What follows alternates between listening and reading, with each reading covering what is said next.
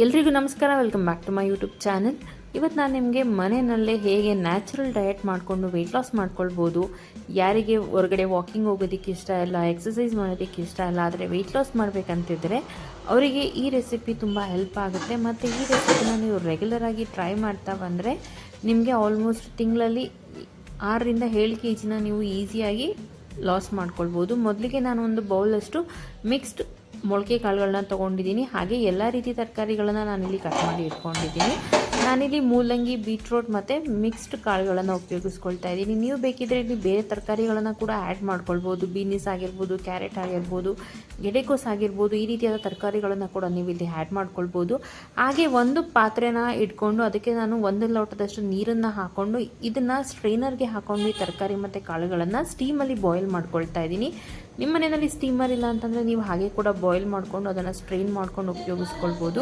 ಇವಾಗ ಇದಕ್ಕೆ ಒಗ್ಗರಣೆಗೆ ನಾನಿಲ್ಲಿ ಒಂದು ತರಕಾರಿಗಳನ್ನು ಕಟ್ ಮಾಡಿಗೆ ಬೇಯಿಸ್ಕೊಳ್ತಾ ಇದ್ದೀನಿ. ಅದಕ್ಕೆ ಒಗ್ಗರಣೆ ಕೊಡೋದಕ್ಕೆ ನಾನಿಲ್ಲಿ ಈರುಳ್ಳಿ, ಹಾಗೆ ಕರಿಬೇವಿನ ಸೊಪ್ಪು, ಹಾಗೆ ಕಾಯಿ ಮತ್ತು ಖಾರಕ್ಕೆ ಹಸಿರು ಮೆಣಸಿನ್ಕಾಯಿನ ನಾನಿಲ್ಲಿ ಸಣ್ಣದಾಗಿ ಚಾಪ್ ಮಾಡ್ಕೊಳ್ತಾ ಇದ್ದೀನಿ. ನಿಮ್ಮಲ್ಲಿ ಚಾಪರ್ ಇಲ್ಲ ಅಂದರೆ ನೀವು ಸಣ್ಣದಾಗಿ ಮನೆಯಲ್ಲಿ ಕಟ್ ಮಾಡಿ ಇಟ್ಕೊಳ್ಳಿ.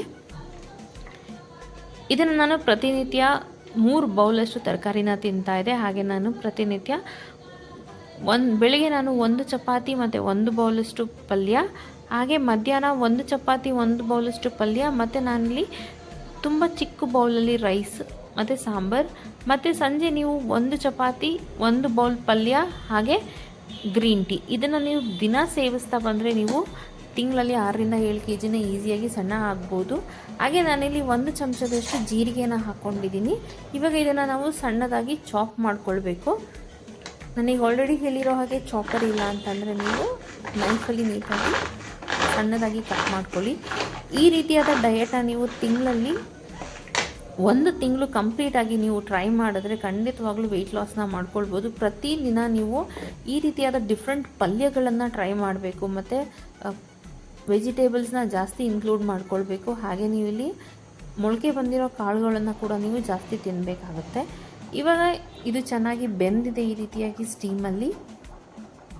ಸೊ ತರಕಾರಿ ಎಲ್ಲ ನೀಟಾಗಿ ಬೆಂದಿದೆ. ನೀವು ಪ್ರತಿದಿನ ತರಕಾರಿಗಳನ್ನು ಚೇಂಜ್ ಮಾಡಿಕೊಂಡು ಈ ರೀತಿಯಾಗಿ ಸ್ಟೀಮಲ್ಲಿ ಬಾಯ್ಲ್ ಮಾಡಿಕೊಂಡು ಅದಕ್ಕೆ ಒಗ್ಗರಣೆ ಕೊಟ್ಕೊಂಡು ನೀವು 1 ಬೌಲ್ ತರಕಾರಿನ ಪ್ರತಿನಿತ್ಯ ನೀವು ಅಂದರೆ ಪ್ರತಿ ದಿನದಲ್ಲಿ 3 ಟೈಮಲ್ಲೂ ನೀವು ಸೇವಿಸಬೇಕಾಗತ್ತೆ. ನೀವು ನಾನ್ ವೆಜಿಟೇರಿಯನ್ಸ್ ಆಗಿದ್ದರೆ ನೀವು ಇದಕ್ಕೆ 1 ಮೊಟ್ಟೆ ಕೂಡ ಬೇಯಿಸಿ ತಿನ್ಕೊಳ್ಬೋದು. ಎಣ್ಣೆ ಕಾಯೋದಕ್ಕೆ ಇಟ್ಕೊಂಡು ನಾನಿಲ್ಲಿ ಇಂಗನ್ನು ಹಾಕ್ಕೊಳ್ತಾ ಇದ್ದೀನಿ, ಹಾಗೆ ಸ್ವಲ್ಪ ಸಾಸಿವೆನ ಹಾಕ್ಕೊಳ್ತಾ ಇದ್ದೀನಿ. ಇದೆಲ್ಲ ಚೆನ್ನಾಗಿ ಸಿಡಿಬೇಕು.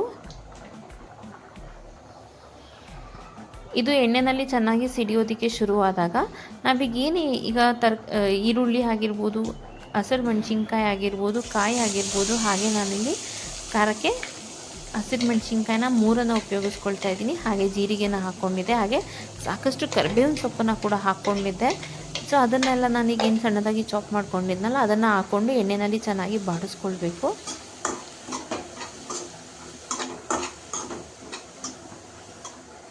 ನೀವು ಬೇಕಿದ್ರೆ ಕೊತ್ತಂಬರಿ ಸೊಪ್ಪನ್ನು ಕೂಡ ಆ್ಯಡ್ ಮಾಡ್ಕೊಳ್ಬೋದು. ನೀವು ಪ್ರತಿದಿನ ಬೆಳಿಗ್ಗೆ 1 ಬೌಲ್ ತರಕಾರಿ, ಮಧ್ಯಾಹ್ನ 1 ಬೌಲ್ ತರಕಾರಿ, ಹಾಗೆ ಸಂಜೆ 1 ಬೌಲ್ ತರಕಾರಿನ ಮಿಸ್ ಮಾಡಬೇಡಿ. ಈ ರೀತಿ ಕಾಳುಗಳನ್ನು ಮಿಕ್ಸ್ ಮಾಡಿಕೊಂಡು ಮಾಡ್ಕೊಳ್ಳೋದ್ರಿಂದ ನಿಮಗೆ ಸಾಕಷ್ಟು ಪ್ರೋಟೀನ್ ಸಿಗುತ್ತೆ, ವೆಯ್ಟ್ ಲಾಸ್ ಆಗೋದಕ್ಕೆ ಹೆಲ್ಪ್ ಆಗುತ್ತೆ.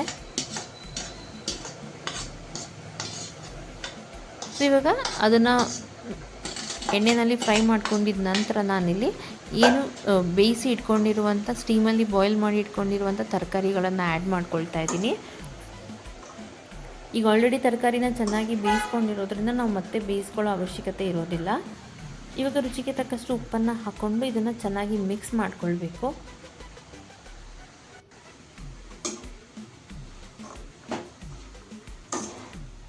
ಇದನ್ನು ನೀಟಾಗಿ ಮಿಕ್ಸ್ ಮಾಡಿಕೊಂಡು ನೀವು ಪ್ರತಿದಿನ ಇದನ್ನು ಬೆಳಗ್ಗೆ, ಮಧ್ಯಾಹ್ನ, ಸಂಜೆ 1 ಬೌಲಷ್ಟು ಸೇವಿಸ್ತಾ ಬಂದರೆ ನಿಮಗೆ ವೆಯ್ಟ್ ಲಾಸ್ ಆಗೋದಕ್ಕೆ ಹೆಲ್ಪ್ ಆಗುತ್ತೆ. ಮತ್ತು ಅನ್ನನ ಸ್ವಲ್ಪ ಕಮ್ಮಿ ತಿಂದು ತರಕಾರಿ, ಈ ರೀತಿ ಹಣ್ಣುಗಳನ್ನು ಜಾಸ್ತಿ ತಿನ್ನೋದನ್ನು ನಾವು ಅಡಾಪ್ಟ್ ಮಾಡ್ಕೋಬೇಕಾಗತ್ತೆ. ಸೊ ನಮ್ಮ ಮೀಲಲ್ಲಿ ನಾವು ತರಕಾರಿ, ಹಣ್ಣು ಇದನ್ನು ಜಾಸ್ತಿ ಹಾಕ್ಕೊಂಡು ತಿನ್ನೋದ್ರಿಂದ ನಮಗೆ ವೆಯ್ಟ್ ಲಾಸ್ ಮಾಡೋದಕ್ಕೆ ಬಹಳ ಹೆಲ್ಪ್ ಆಗುತ್ತೆ. ಸೊ ಇದೇ ರೀತಿ ದಿನ ಬೇರೆ ಬೇರೆ ತರಕಾರಿಗಳಲ್ಲಿ ಮಾಡಿಕೊಂಡು ನಾವು ಪ್ರತಿನಿತ್ಯ ಸೇವಿಸಬೇಕು. ವಿಡಿಯೋ ಇಷ್ಟ ಆದರೆ ಲೈಕ್, ಶೇರ್, ಸಬ್ಸ್ಕ್ರೈಬ್ ಮಾಡೋದನ್ನು ಮರಿಬೇಡಿ. Thank you.